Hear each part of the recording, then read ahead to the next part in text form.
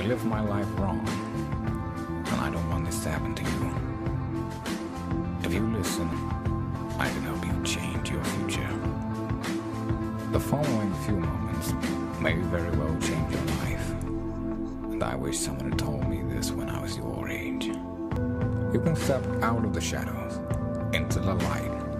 You were meant for greatness. You were meant for more than just what you do for a living. You are an eternal being, meant to inspire and help the world. Let's get it right once and for all in this lifetime. Just love more and more, every day in every way, and never give up. Regardless of how challenging your destiny in life will be, the world really needs you now more than ever. Together within humanity, we will defeat evil once and for all. There was a time I used to look into my father's eyes. In a happy home, I was a queen that had a golden throne. Did I lose? What's up, everybody? Good morning.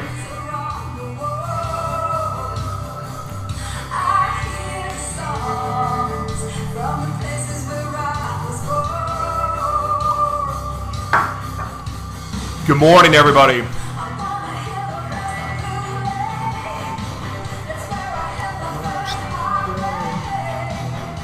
Wow. God, just give me chills.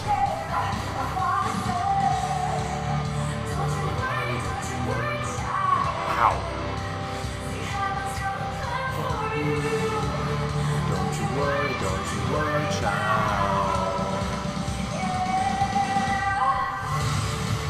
Oh my God. Wow. Good morning, everybody.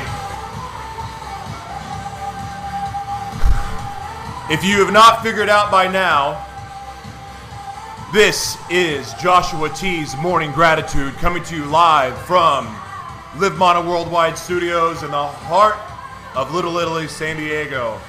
What a freaking day. I can see. Oh my gosh. I gotta tell you something, my eyes finally opening. If you saw me yesterday, I looked like one-eyed Willie. It was terrible. Oh my gosh. I can finally see. I woke up at 3 o'clock in the morning yesterday, and I could not freaking see out of my eye. It felt like I got stabbed in the eye, and, so, miraculously, I can see better. My eyes still shut. It looks like I got punched in the face. But it's all good. I have a guest today. I didn't know I had a guest today. I had a guest. And then I thought I couldn't find the guest. And then now she's disappeared again. And then I have a second guest. Oh, it's just all kinds of crazy this morning. So anyway, good morning, everybody. This is, who is this singing? I can't tell who this is, but this is, an unsigned artist remaking Don't Worry Child. Fantastic song. I don't know if our guest is going to join or not. Who knows? I have so much to talk about today anyway. Absolutely crazy. Good morning, Tanya Brooks. Good to see you. Veronica, good to see you. I can see. That's right. I can see. My eye's still a little scratchy, but, you know, what are you going to do? I dig this girl, man. Wow, she's good. So, everybody listening live on iHeartRadio, on Spreaker, everybody watching, there's our guest. Everybody there you go. Everybody watching on Facebook Live and YouTube Live, good morning. This is Joshua T. Berglan's Morning Gratitude. What a day. Really quick, this broadcast is brought to you by Soko Cannabis Creations, the Melissa Hall TV show, E360 TV, ColorEvolution Cosmetics, yeah, seriously, this guy knows cosmetics, and FaceCamp Skincare. Wow. So, really thankful to our sponsors. If you want information about them, I'll plug them in the comments later. But I really quick, I have to say this without, before we go anywhere else. I'm grateful for sight. I I gotta tell you, only operating out of one eye yesterday, if I could even open the left eye, it's crazy. Your eye, I couldn't open this eye, and then it made it hard to open that eye. Now, I don't know why in the heck that's my left eye, if you're listening on the radio. I don't know why, but I was like, it was struggling even with this eye. Yeah, look, I looked at some of the video yesterday, and I felt sorry for myself. So really quick, everybody that is listening on the radio right now, you can watch this madness on YouTube, but you can also go to Facebook and just look up Joshua T. Berglan's Morning Gratitude. You can join the conversation with these amazing, lovely people. Veronica, good to see you. Tanya, good to see you. I hope you're healing. Bonnie, good to see you as always. Bradley, my man, God bless you. Thank you for joining the show.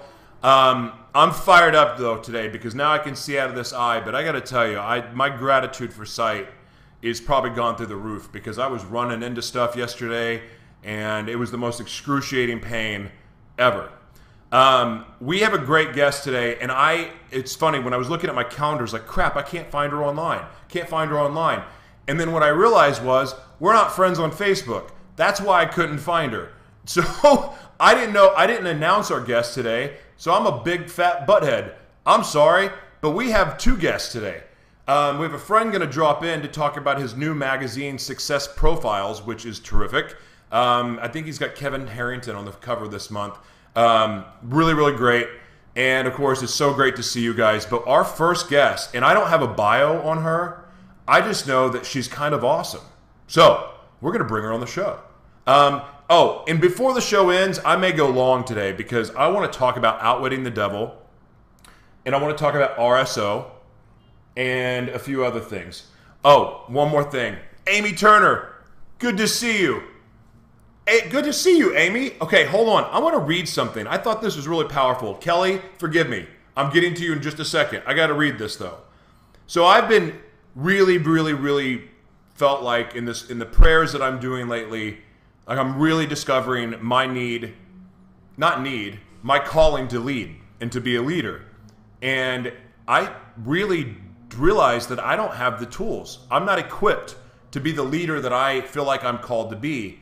So I'm doing a lot of things to do that. And one of the things I'm doing is reading a devotional by John Maxwell. I'm sure you guys know him. And I'm going to read you something from that today. And then also, I'm next weekend, I start some of the deepest, hardest work I've ever done in my life. I'm going to an extensive training called the Ascension Leadership Academy. And basically, I'm going to get my butt kicked and get rid of all of the baggage. I'm going to get rid of all of these layers that, you know, as much as I try to dig, it's like this. You know, if you're going to have to chop off your arm, do you want to do it yourself or do you want someone else to do it? So I don't really think I want to chop off my arm. So I'm going to have somebody else do it. And I'm really excited about it because I'm ready to break down every barrier that's held me back. And so I'm going to just basically go get my butt kicked for 4 months. Anyway, my light went off. These lights suck, by the way. Anyway, Rachel, Veronica, Amy, good to see you. I'm going to read this really quick and we're going to get to our guest. Do nothing out of selfish ambition or vain conceit. Rather, in humility, value others above yourselves. Not looking to your own interest, but each of you to the interest of others. In your relationships with one another, have the same mindset as Christ. Think of a friend, colleague, or family member or mentor whom you greatly admire. Wait, this is the wrong one. I'm reading the wrong one. Never mind. We'll read it after the show. I don't want to lose the audience. Anyway, let's get Kelly on the phone. I'm so excited. Did I say the phone? I said the phone. I said the phone. What is wrong with me? First of all, welcome to the show. And if you're asking yourself, is it usually this crazy? Yes, it's really this crazy. I've been on the radio now for 3 weeks, and I cannot. I guess I've just chosen not to get the intro down right. And then yesterday when I was looking to promote you, I couldn't find you online. I'm like, am I spelling her name wrong? What the heck's going on? Now I realize it's because we're not friends on Facebook, and that's why I couldn't find you.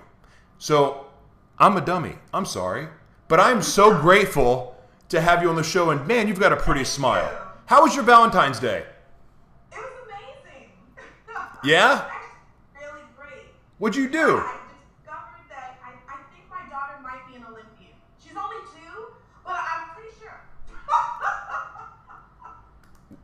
Wait, so what did she do? She didn't jump off the balcony, did she? No, not the balcony, but she, I watched her try to walk backwards up a slide. Right. And she's only 2, so she couldn't do it. And I'm saying, baby, you're too small. You can't do it.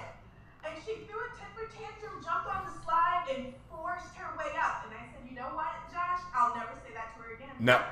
Hey, speaking of that, really quick, Facebook audience, good to see you. Jamie McCormick, welcome. Amy Turner, welcome. Wow. So Kelly, I want to say something because I'm going to skip. We have to go ask what you're grateful for today, but I want to go to something. I have a friend named Gianluca Gibbons. He's a speaker. He plays the saxophone. He's an actor. He's a visionary speaker. He's he's terrific. He's like 22, 23 years old. And he gave a visionary speech. Usually for me, I'm a visionary and I like to speak on vision. But I also went through a lot of stuff, and so a lot of it was self-inflicted too.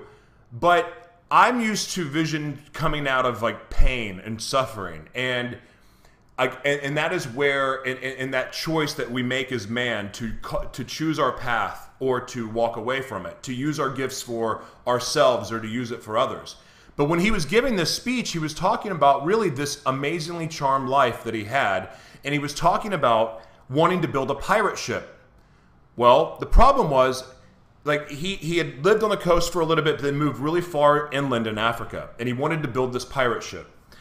And it made no sense at all for him to build a pirate ship. None. Because where was he going to do with the pirate ship? He was not even near water. So, but no one ever told him he couldn't. They only told him they could. And they encouraged him.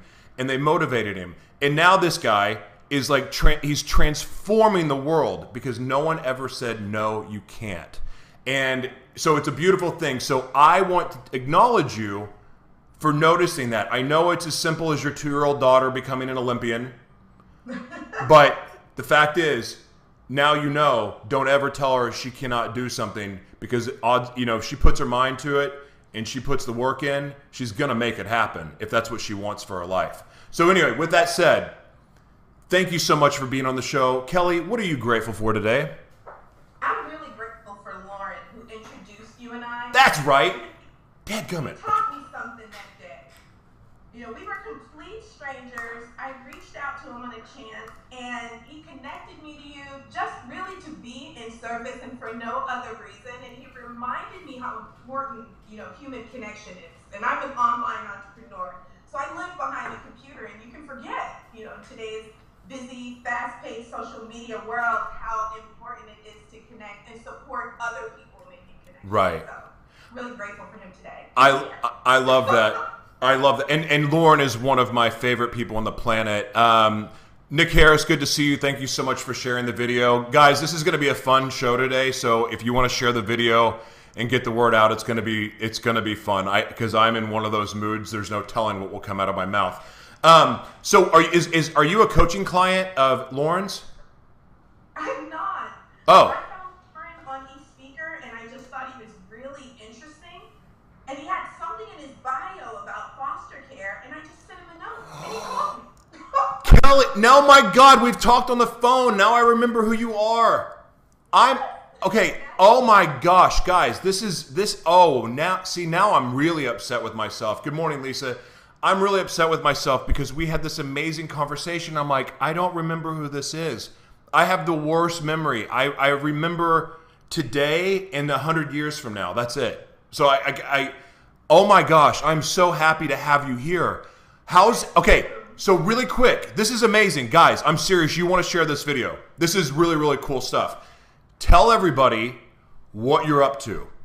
This is amazing. So, I'm in the process of adopting a little girl all by myself. She's a foster child, 2 years old, and she hasn't had a family since she was 4 months old. She has been through more by 2 years old than most people go through, to their preteen years. And I just want to provide her an amazing life. I'm single, and I'm doing this by myself, and I think the reason I wanted to come on and share with you, and for once not talking about business, is to encourage other women, if you're single, to consider and a different type of motherhood. Ooh. Wow. So how old is your daughter? She just turned 2. She just turned, and that's the Olympian. That's the Olympian. If you adopted an Olympian, what are they? I mean, it's better than a serial killer. I mean, you know, that was uncalled for. I'm sorry. Sorry. I apologize about that. Okay, so tell everybody a little bit about, like, when did you go, you know what, I want to adopt a child? Because that is a big decision. Like, there's a lot of people that go, hey, I want to have kids, and then they make a child, and then they go, oh, that was a terrible idea. Like, or they don't even like other people's kids. But the sacrifice of adopting a child that's not yours, that's big stuff. What led you to do that? Well, you know, there's a 2-part answer to that question. So the first part is my mother's adopted. So there was always in the back of my mind the idea that I might like to do for someone else what was done for my mom. Right. It's something you say to yourself when you're, 8 years old, and it sits in the back of your mind, but 32 years later, you haven't taken any action towards it because you're still kind of following society's plan. Right. And the second answer is, on November 3rd, I was with a client who adopted a child. And he was the most hardcore, all business, no nonsense guy you ever want to meet. And when I sat down with him and he had his new baby in his arms, he was just a big marshmallow. I mean, he was all love and baby clothes and just a completely changed person. And I walked out of his house that day. This is just November 3rd of this past year. Just Right. 2 months ago. And I said, I'm going to be a mom. I'm going to be a mom. And not 3 weeks later, someone bought me a baby. It happened that fast? It happened that fast. Before Thanksgiving. You couldn't have had a child faster than that. Sorry, I didn't make it. Like instababy.com. Is that a website? How did you get? I thought the process took years. So, I planted a seed a couple of years ago with a mentor that this was something that I had planned to do, one day. Right. Something I planned to do one day, and she learned about a foster child who had been displaced twice. Displaced is when, a potential family falls through. Wow. Part of why I say she's been through so much, she's lost 2 families before 2 years old.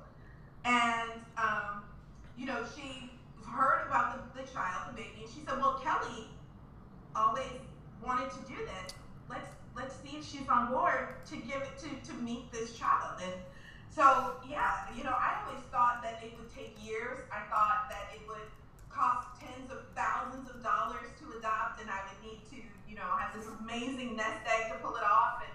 And I thought it was going to be this really long process, but I think people overlook the foster care system. True. Go ahead. Oh yeah, I think that people overlook foster care as an option, or that there's a negative connotation to some people about the idea of foster care. But it's amazing, and I had no idea how many children were looking for moms, but also this is a doable process. Wow. Hold on. Bonnie says, who wants to adopt me? Bonnie? I don't even. No comment, Bonnie. I got a question. So, and maybe this is because of where I was at in my life, but like other people's kids are tough to love. Like it's cute when you go, oh, hey nephew, you're awesome. I love you. I love hanging out with you. Okay, it's been a couple hours. Go back to your mom.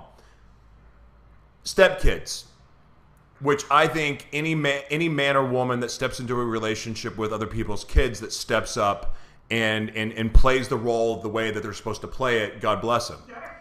But I gotta tell you, I'm gonna be honest. Like in one of my marriages, the hardest thing for me was really just to unconditionally love someone else's kids that were well, little brats, and I'm like, and I didn't understand them. I'm like, I wouldn't do that. That's weird. I don't understand that. What language is that? I don't get it.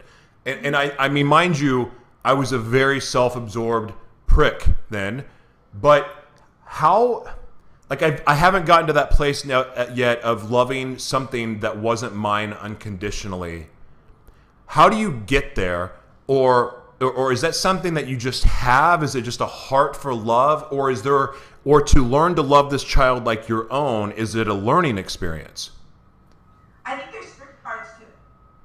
So the first part is empathy. And one of the things that they teach you when you get licensed as a foster parent, you have to go through training, and they talk about brain development and how an abused child, like if you actually put their brain scans side by side, right, is smaller brain, like stunted in growth. That explains and everything. And they take you through all this training to understand and empathize with what kids may have experienced before they came into your space. So they create an environment of empathy, which I think is the first part. Right. Empathizing with what a child might have been through that creates this brat behavior. Because if they can't tell you what happened, they'll act it out, right? Right. And so understanding what it is that you're seeing. The second part is a decision. Oh my God. Decision. And I think love in any capacity is a decision, whether it's man to woman, friendship. I've got some friends that not everybody might like. It's making a decision, right? That this is something that you really truly want to do, that you're going to do. And then for me, the third part of it was, I think I've been through so much, what do they call it? I can't think of the word right this second, but I've been to every Tony Robbins event. I've been through all this stuff. I know that the brain can change. I know that you can literally change the way people think. Mm-hmm. I know that people can change the way that they act. So there's a little faith involved there as well. I love that. And you're right, because I have a pea brain. I honestly, that is one of the things that I'm doing. I'm serious. Like, I have a very small brain because, again, I had some things happen when I was young, and then it turned from that to self-inflicting, abusing myself. So, like, really, if I go by the chart of when I started really trying to work, I think I'm actually 9.5 years old in a 38-year-old man's body. I'm 9.5 years old, and one of the things that I'm trying to do is to basically grow my brain and to start thinking like an adult as far as making decisions. And I started listening because I couldn't open my freaking eye yesterday, but I started listening to Outwitting the Devil, and wow. But there's so much there, and it's like, oh, okay, I'm doing this right. And then I realized, oh man, I'm really messing up. And like here, like, so there's all these things that I need to grow in to become a full-brained human. So I'm doing a lot of the work to get there. So I appreciate what you said about empathy, because that is something now that I'm actually learning to have. I have empathy for the first time in my life. And so that makes sense that I'm starting to feel love towards people and things that I had never felt before. I have friends for the first time. And again, friends that I grew up with, don't take offense to this, but I was a broken kid, and I did not have the capacity for love or being true to you or anybody else. And now that I'm becoming that, I'm able to receive love from people and give love, but it does start with empathy and compassion. Oh wow, I just had a breakthrough. Interesting. That makes things make so much sense. Okay, enough about me. That's amazing. So that's really cool that they teach that, because because that compassion is what led me to forgiving, and forgiving is what really started to set me free. So that's beautiful. Wow, that's beautiful. That's good stuff. So what are some of your fears of adopting a child? Like, I mean, you're already through the process and you've done it like so fast, so quickly, but what kind of fears did you have that you overcame, and what fears do you have now? The fear that I had that I overcame, because she had experienced so much trauma, I was concerned about her brain development, and not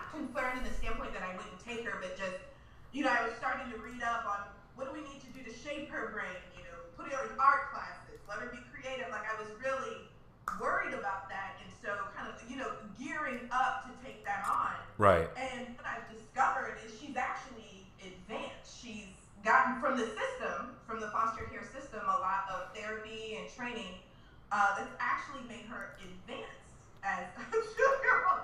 So I got over that. That was a huge fear I had based on her background, and it turns out it wasn't a problem at all. And so that fear has gone away. The fear that I have now is that she's oftentimes afraid of her surroundings.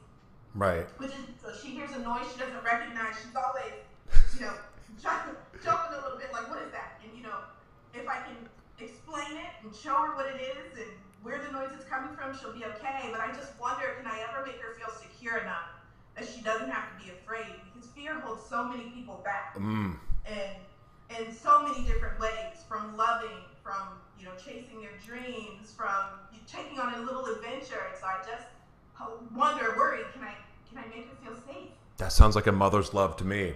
Wow. That's amazing. God.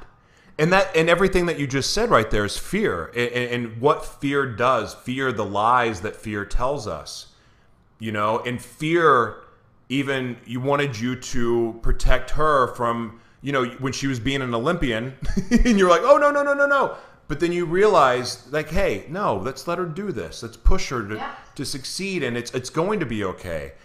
And that's so, it's so funny that we're talking about adoption, yet, and your fears with that, but yet how it applies to everyone that's watching right now on YouTube and Facebook and everyone listening on iHeartRadio and Spreaker. It's like it applies.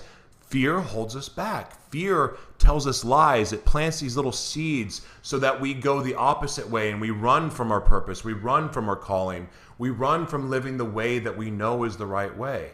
And I find that so beautiful. Now, what fears, so you've actually addressed both with that question. That's great. So tell me the thing that you're excited about the most about adopting a child. I think what excites me the most is watching her become who she's going to be.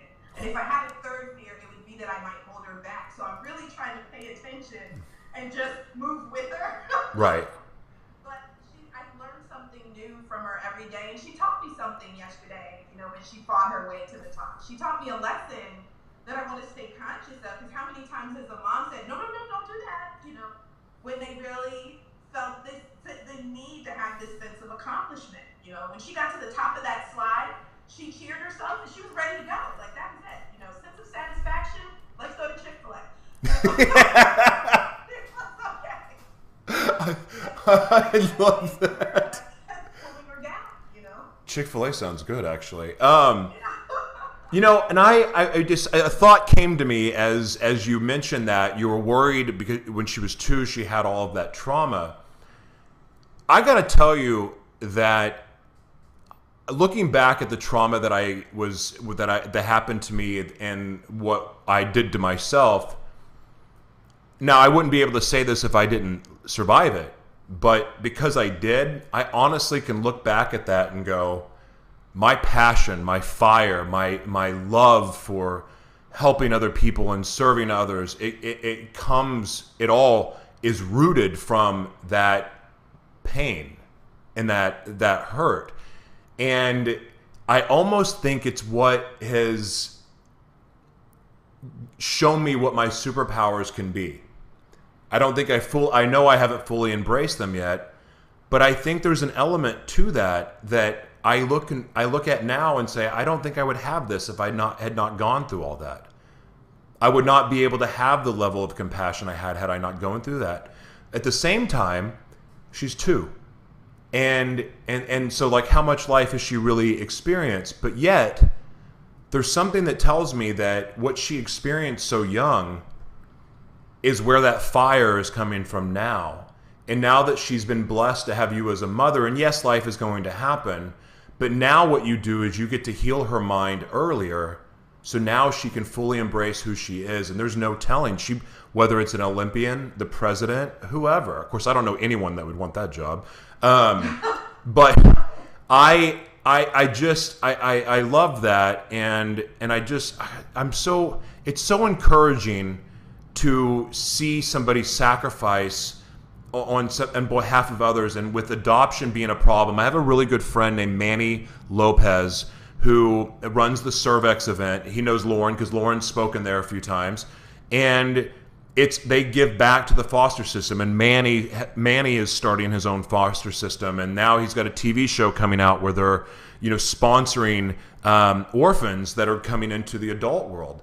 It's so inspiring to see that, and it's so inspiring to be around people that are doing this, because to be honest with you, 6-7 months ago, I didn't know that foster kids were given trash bags when they left a home. I didn't know that. I didn't know about the sexual and physical and mental and emotional abuse that foster kids suffered. Like, now that I'm aware of that, people like yourself inspire the crap out of me. Like, that's why, and I hate, again, that I completely forgot that you couldn't find you to say, hey, you're coming on the show. But I am inspired by people like you, because it's something that it shows me a level of compassion that I can get to, in that ultimate love, because love is like the ultimate fuel in the world. Screw gasoline.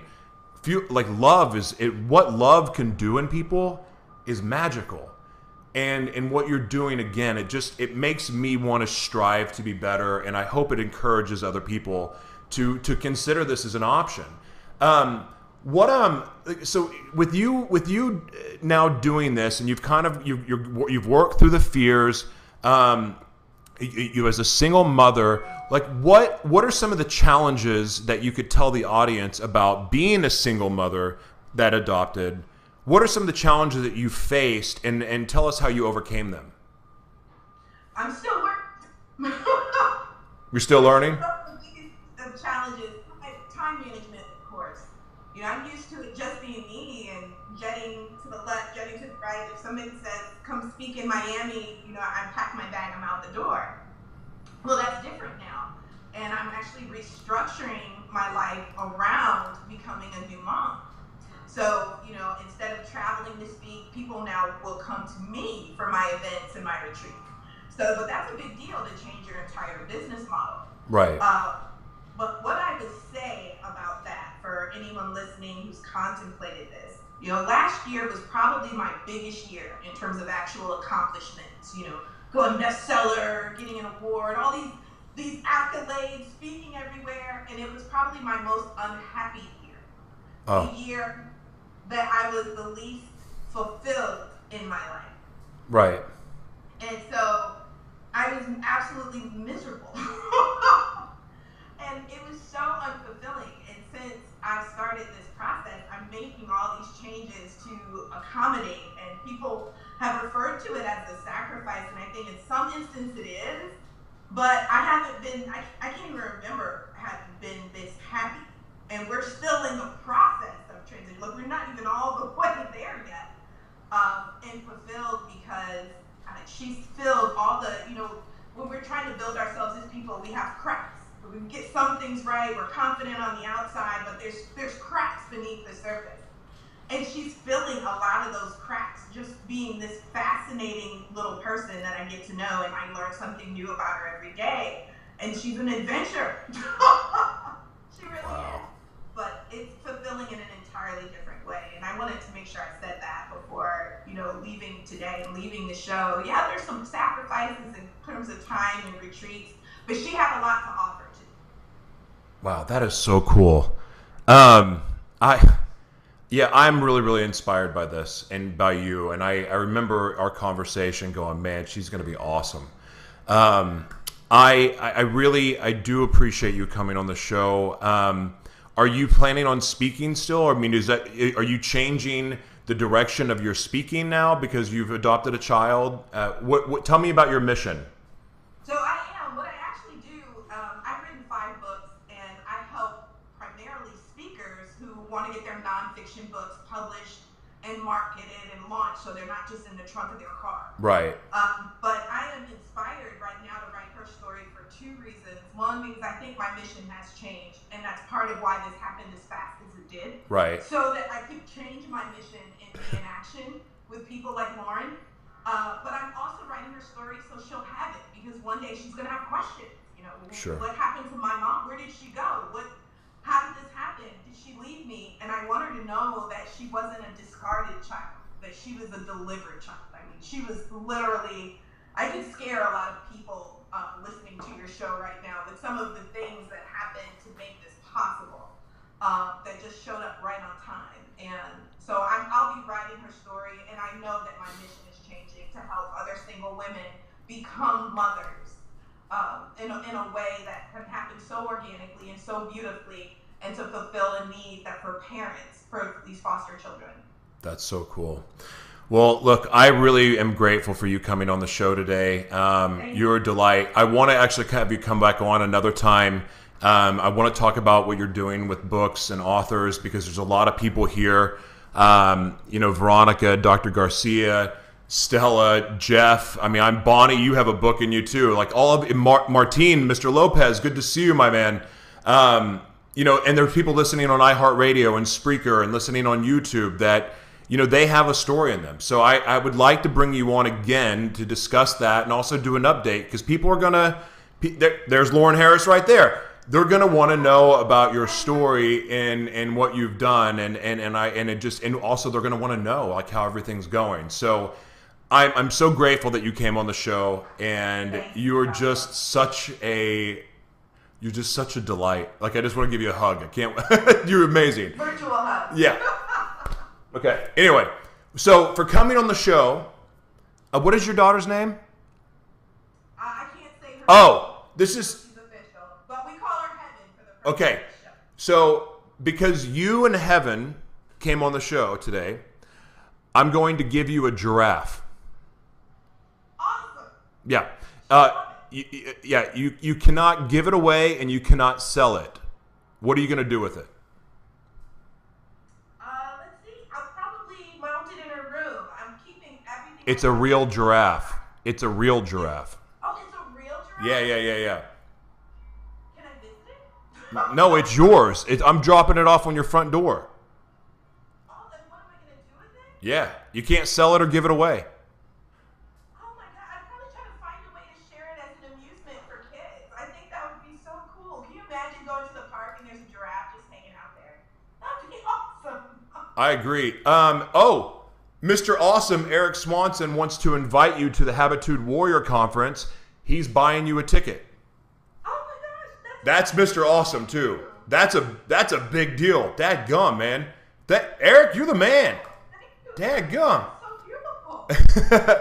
Well, look, you are a blessing. You are inspiring. And your smile is freaking fantastic. Thank you for being on the show. Seriously. Thank you, Ashwara. Thank you so much. All right. I'll talk to you soon. Bye-bye. Bye. How freaking cool is she? I cannot believe that I didn't schedule. I remember our conversation word for word, but I didn't remember the name. I got to work on that. That's something I get better. This is why I put out on Facebook that I need a scheduler, because I need somebody to remind me of things. I'm doing so many things that I just assume that I'm Facebook friends with everybody I have on the show, and that's not true, because the guests that I have scheduled the next 2 months are from all over the place and not even Facebook. By the way, whoever makes these lights, okay, if you can only see this if you're watching, but whoever makes these lights, they're awful. I need new ones. These are so bad, but they were only $5. So what are you gonna do? How can you contain your excitement? I can never contain my excitement. She is inspiring, Mr. Swanson. And Lauren Harris says, I told you, of course. Yeah, she's incredible. Mr. Harris, you've never been wrong. Jordan, good to see you. Good morning, everybody. So, okay, so let's do this real quick. How many of you guys know about, actually, no. Check that. I got to do this first. This is the leadership thing that I wanted to read you earlier today by Mr. Maxwell. Whoever wants to become great among you must be your servant. God, I can't read today. The heart of leadership is based on serving others, not yourself. When you humble yourself and make serving others a core part of your leadership values, you will help and empower others. That's because servant leadership is all about the person you serve. To grow in effectiveness, you must value what is valuable to that person.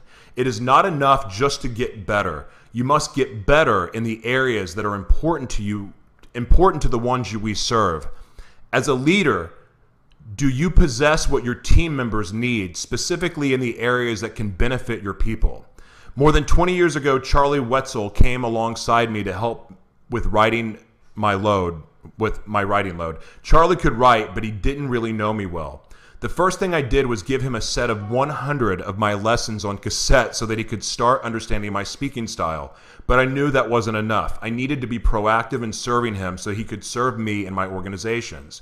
One of the things I did was give Charlie a book of quotes and ask him to mark the ones he considered the best. After he did that, I looked through the same book and marked the quotes I thought were the best. Then we compared our choices. In the beginning, 90% of our choices didn't match. So I explained why I liked the quotes and I picked so he understood my thinking.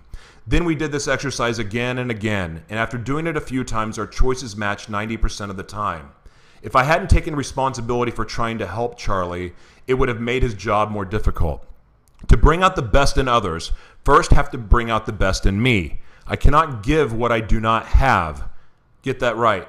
I cannot give what I do not have. Neither can you. As a servant leader, you can improve yourself in areas that are important to people who lead. Not only do you get better, but you make the person you serve better. That compounds your and their effectiveness.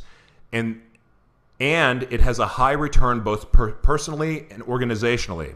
The wins you experience on the outside with your team will be the result of your victories you first experience on the inside. So I'm reading this because I think it's extremely important. As you know, I'm going through something right now where I'm trying to be a better leader. I'm realizing part of what I was called to do, I need to be a great leader. And that means I've got to really work on myself first. I've got some layers to peel back. I'm really, really excited about really disciplining myself to learn to be a better leader, but also to get rid of my crap. Because I still got crap. You know, I made a life change almost 3 years ago, and yet I still have crap. I still am I'm still edgy sometimes. I'm still I do worry sometimes. Sometimes I doubt what I'm able to do. Sometimes I have fear. Sometimes I have those things, and sometimes I get in my own way.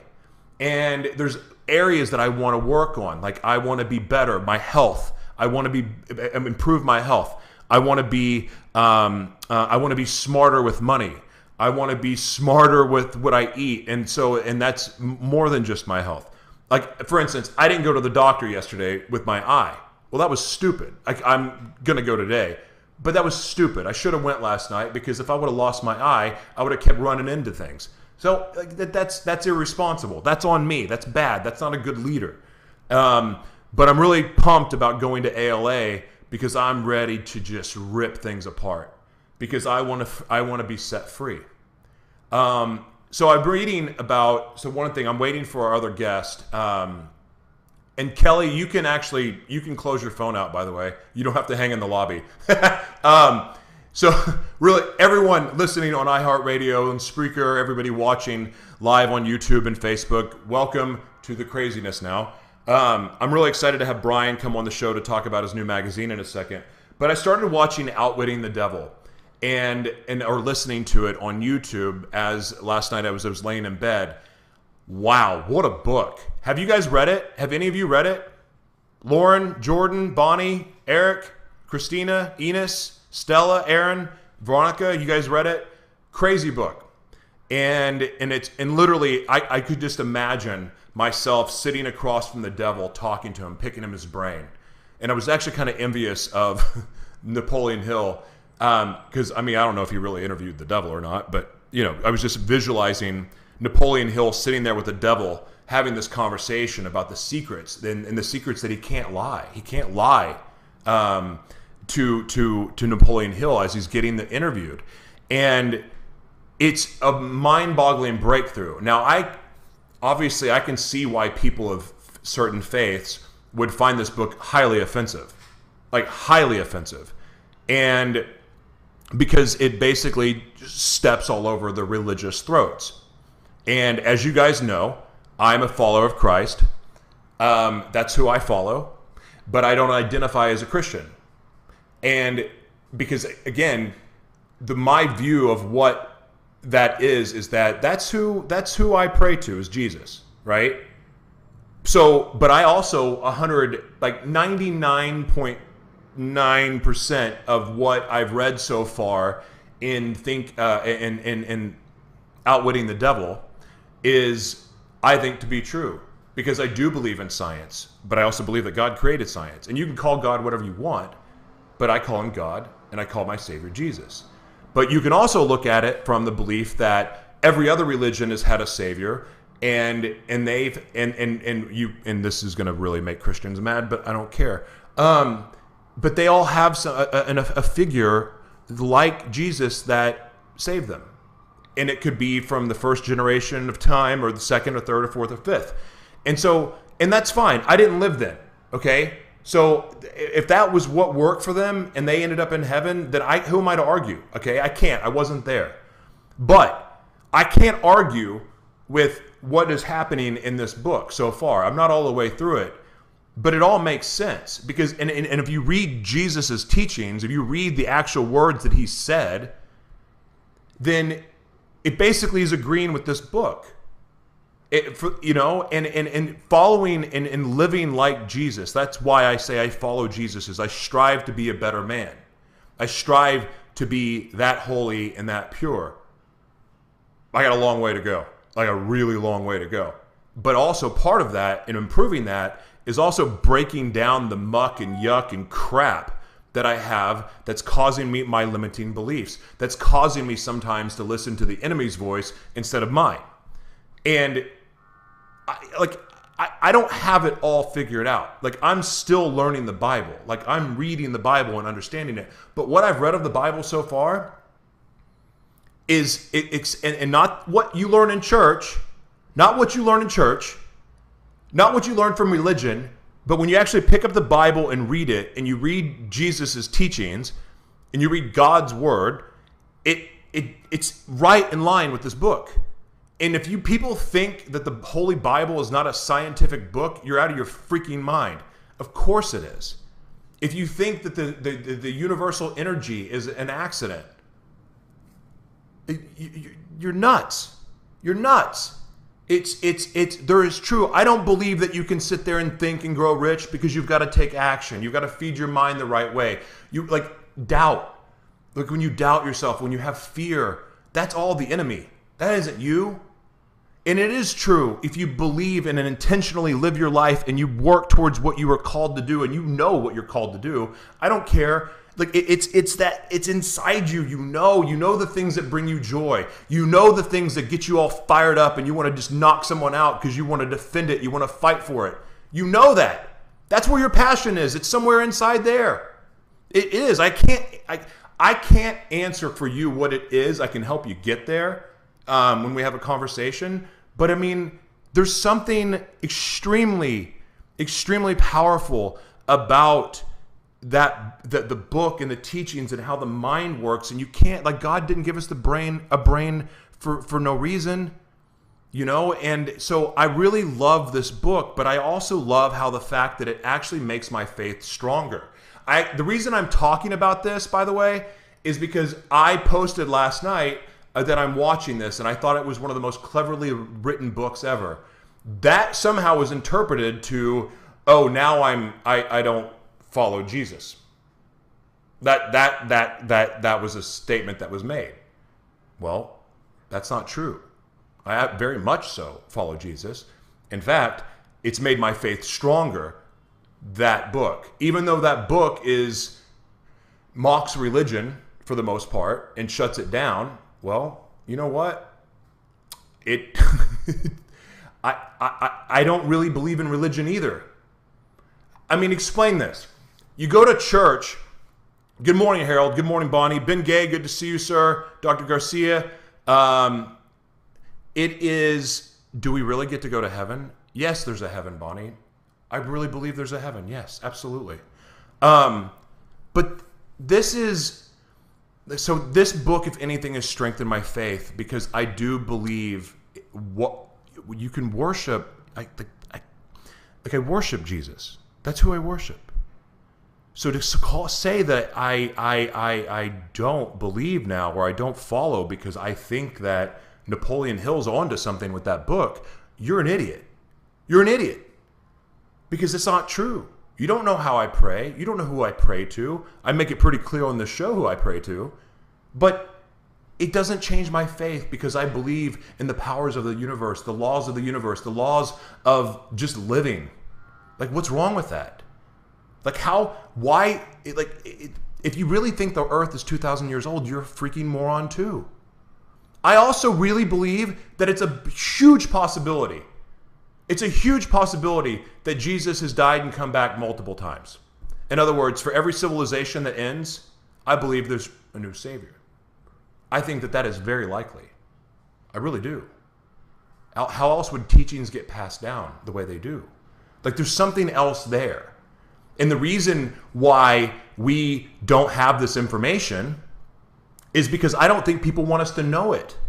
I think a lot of the way the world really works, there's people out there that don't want us to know. It benefits a certain few to have the rest of us going against each other. It benefits the elite. I'm going to get into my belief about a few people that, that really control the world and the wars and everything that's going on. Think about it. If war was a real thing, like we were really upset with another country and they were doing something we didn't like, and so we have to go fight that war. Okay, so explain to me why our government started the funding. The funding for wars comes from the drug trade. But yet, when the government, it's the war on drugs, we're fighting drugs, we're doing this, we're doing that. Do you know our government could end the drug war in about, 90 days if they wanted to? Think about it, man. The information is all out there. The information is all out there. So if we have the news that lies to us, if you watch the news, you're crazy because there's nothing on the news that's true. They're giving you opinions. They're not giving you facts. Facts is when you report the news after it's happened. What they are doing is giving you opinion, and they're training your mind. They're training your mind to believe a certain way. And then, of course, we're distracted by everything else. There's sex everywhere. We are numbing our senses with alcohol and with other drugs. And I'm just as guilty. The food we eat is poisoning us. Like, I'm really just like starting to dive into this world that maybe I shouldn't dive in, but understanding the pineal gland and how important it is. And if that's not real, if the pineal gland doesn't really give you the powers that it says it does, explain to me how, when I start eliminating the meat out of my life and I start eating more vegetables and plant-based foods, explain to me how I start doing that, all of a sudden my vision is even more clear. Explain to me how when I do not drink alcohol the next day, my vision is more clear. When I don't drink water from the tap and I drink distilled water, explain to me why my vision is more clear and my determination and my drive and my power is stronger. My desire now to just go in and just rip apart everything that I've been trained and told to believe. Think of like all that, the free thought, the clear thought, the open mind, the being clear, being able to connect with God in ways that I've never connected with God before. How does that happen if someone is not trying, if I go, hey, I'm told to do this and this is okay, I'm told all this is fine, but I go, nah, that didn't feel right. I get rid of that out of my life. I get rid of that out of my life, and then all of a sudden now I'm seeing things more clearly. Now when I pray, the strength of my prayers, the power of my prayers, I can feel them. Explain to me that. But yet, society, it tells us that, this is what we need to eat, this is okay, and these commercials that are forced down our throat that make us just want to buy and spend, and we everything has been over sexualized, and I'm going on this. It's all stuff that's taking us away from us. Like, we're focused on everything else but us and our connection to God. And by removing all of that stuff, slowly but surely, I'm starting to realize that, oh my gosh, I can connect to God and I can be aware of the things in life that I want to make better. And it's all started because I started eliminating things out of my life that didn't need to be there. And you know what they are. You know that having an extra Coca-Cola a day is going to make you gain weight. You know that drinking too much is going to make you gain weight. You know that watching the news is just going to piss you off. But even watching things like CSI and it's a cool show, don't get me wrong. But it's filling your mind with things that don't need to be there. And that's the path I'm on. And I don't know everything about outwitting the devil. Like I'm truly just learning. But I mean, why not the definiteness of purpose, mastery over self, learning from adversity, controlling associations, time, harmony, and caution. Like those are just basic principles of what that book is about, and it makes sense. But it also aligns with everything that's in the Bible. It aligns with everything that Jesus taught. So save your criticism for someone else, because I don't really. I talk to Jesus multiple times a day, and I hear him talking to me when I'm even listening to stuff like that. I'm aware, or if I'm starting to dive down a wormhole that maybe I don't need to be in, I hear God say, hey, that's probably not the best thing for you.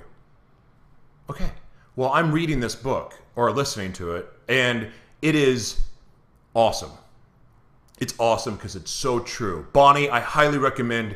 I'm going to put the link in the comments here, but I really think that you should listen to this. I think you should listen to this. I think it'll help you. I really do.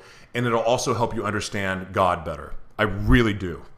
Okay, so everybody listening on iHeartRadio, everybody that's listening on Spreaker Live, watching on YouTube Live, and also Facebook, welcome to the show. I am ranting because I am very, very passionate about something right now.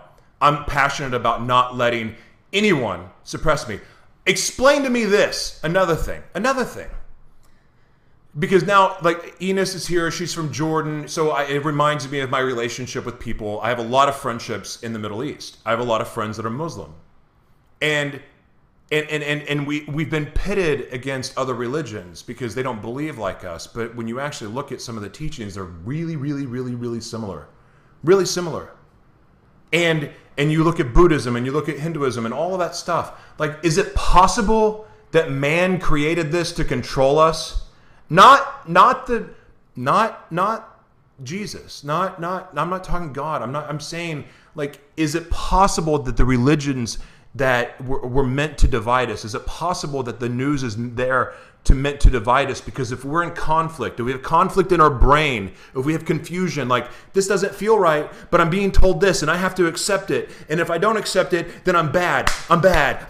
Like, what is that? What is that? That is not, because when you get rid of that noise and you just connect, when you get rid of that noise and you connect, the enlightenment and the connection, the ability to connect to God, the ability to go, show me where I'm living wrong. Show me where I can improve. Okay, I don't need that donut. I don't need that extra drink. I don't need, like, it's not about punishment. It's about recognizing what's good for your body.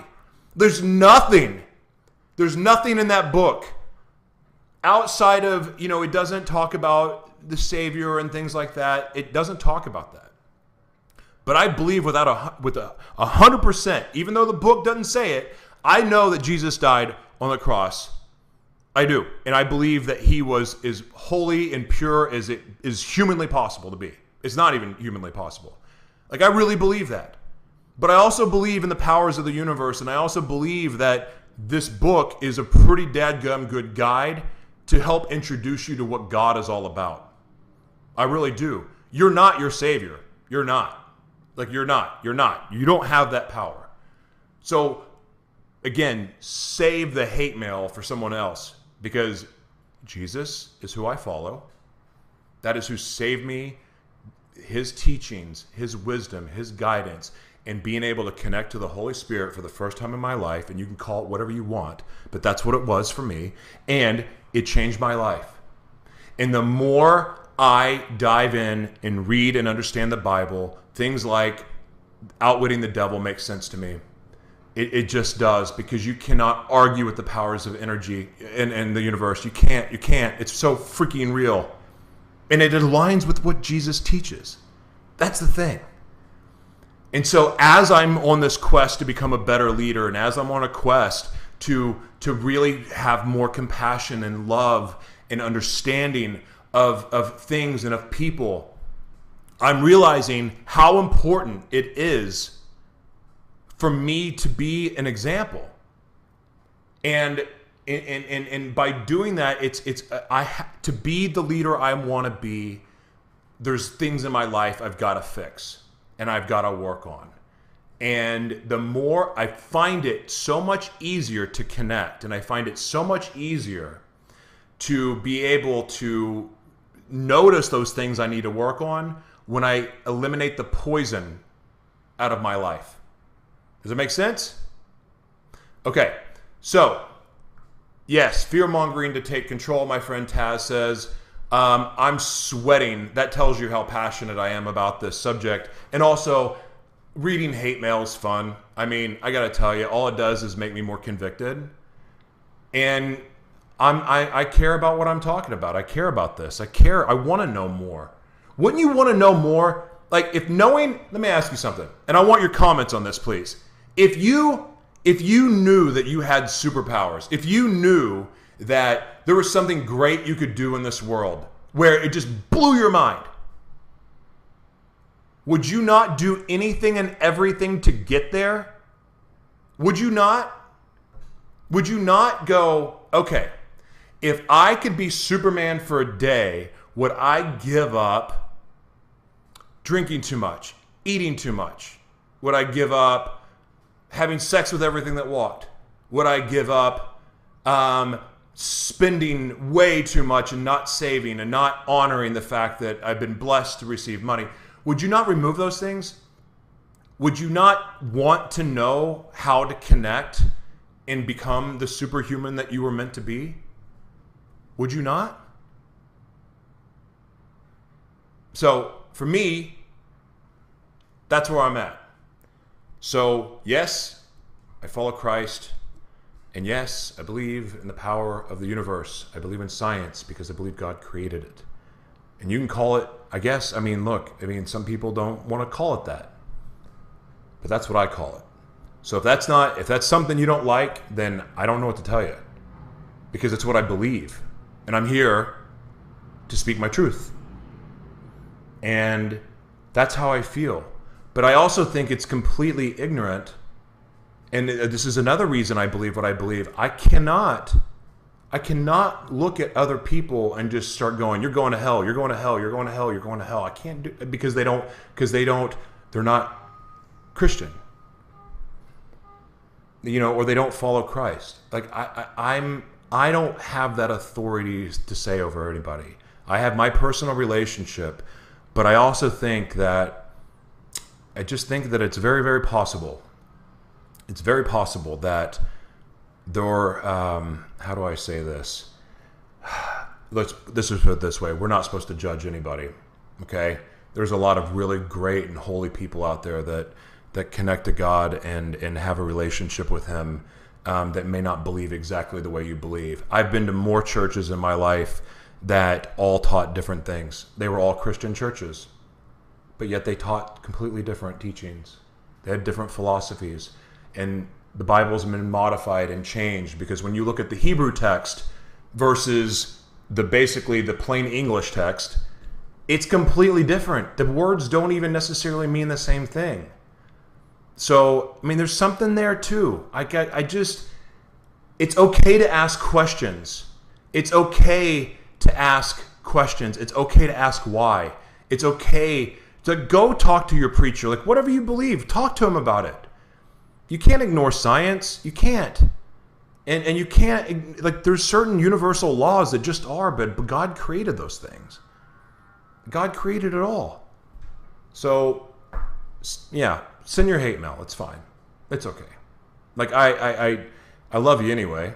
And look, there's a chance that I'm wrong. But I follow Christ, and I believe in the powers of the universe. Shoot me.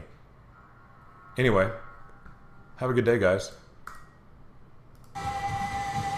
This is good. I want you guys to hear this real quick. This chick is awesome. I gotta use the bathroom. I'll be right back.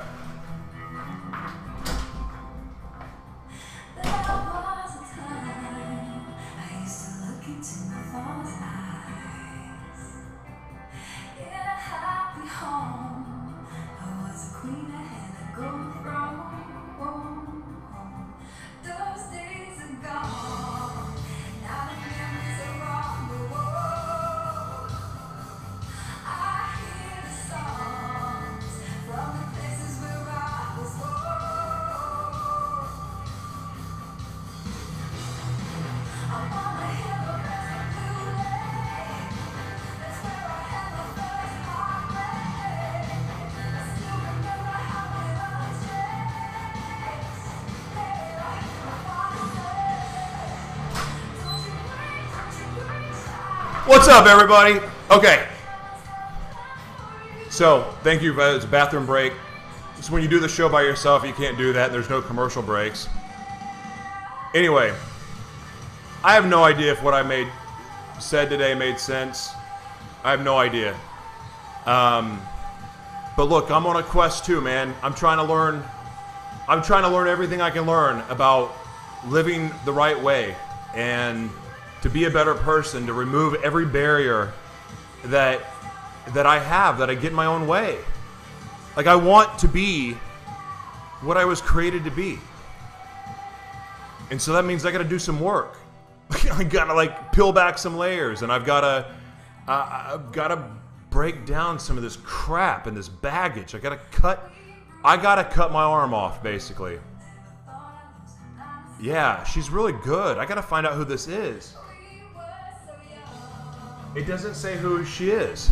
So good. Hey, everybody listening on iHeartRadio, on Spreaker, thank you guys for listening to my rant. We were going to have another guest, but he didn't show up. That's okay. Bonnie, Tiffany, thank you guys so much. Enos, great to see you. Heidi, wonderful to see you. Veronica, yes, you've got to listen to the Spirit. Veronica, you're right. That's what guides you. I have a cue, and why some pastor says you don't need to fix you first. Exactly, Harold. Well, I mean, exactly. Again, I follow Jesus' teachings. That's who I follow. That's why you call it a follower of Christ. Right? You follow Christ. Follower of Christ. But it doesn't mean that you can't believe in the powers of the universe and the power of, like, think. Like, yeah, there's some power in positive thinking. Every obstacle creates an opportunity, and it's your choice. Do you let obstacles crush you? These lights are terrible. Do you let obstacles crush you?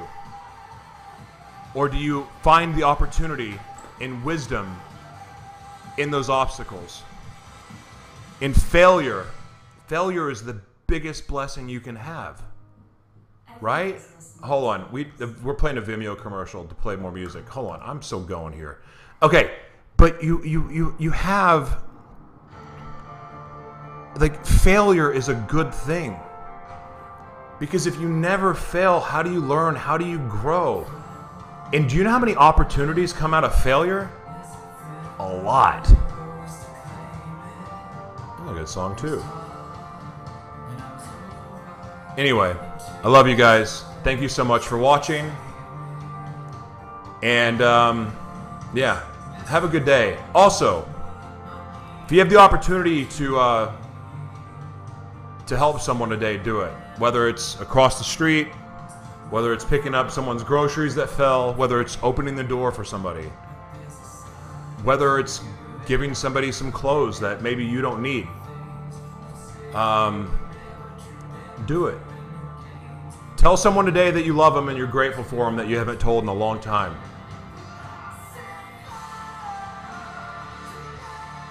Good voice. Kelly, you're amazing. Thank you for coming on the show today.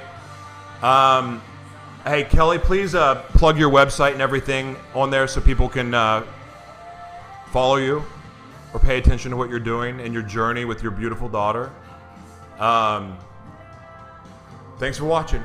I guess I have to work now. Give a shout out really quick to Soko Cannabis Creations.